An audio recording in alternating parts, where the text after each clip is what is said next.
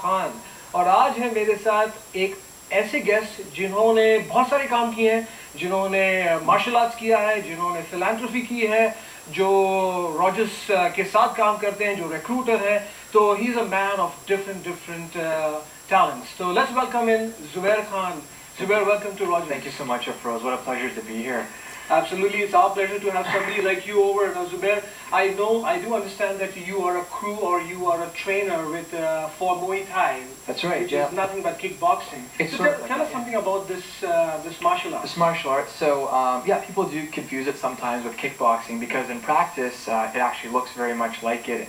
And in terms of the rules, there are some similarities, right? You see these two contestants in a boxing ring with gloves and rounds and a referee, right, where in fact the origins are very different. So Muay Thai, or Thai-style boxing, is what it translates to, right, has roots over 2,000 years old in what is today known as Thailand. And it actually began as a military art that was for soldiers to use on the battlefield in hand-to-hand combat. Right. And over thousands of years, it gradually evolved into a gladiator sport for the entertainment of royalty, and then even further into a ring sport. And of course, the rules have been toned down. Yeah. Today, it's the national sport of Thailand, and it's one of the fastest-growing martial arts in the world. It involves punching, kicking, a little bit of elbows, knees, some wrestling techniques. Right. And what's really interesting about it is the inherent culture and the tradition of respect that comes with it, and that's what I like the most about it.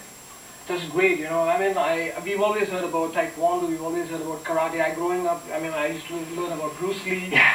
and then of course Muhammad Ali for boxing and stuff. But Muay Thai was a lesser known thing, and now it's very fast growing. And I commend people like you to get such a kind of sport into Ontario, and give it to our further generation. Yeah. I mean, you have to respect all the arts. I was actually a huge fan of both Muhammad Ali and Bruce Lee. I actually have posters of them with their quotes up on my walls. Even though they're from different arts, I think there's lessons to be learned from all of them. This sport in particular, so I actually started with Taekwondo when I was really young. It's a funny story. My father was an immigrant from Pakistan. Right. And he came here many years ago. He lived most of his life working on construction sites, and he was a welding foreman at the company that brought him to Canada.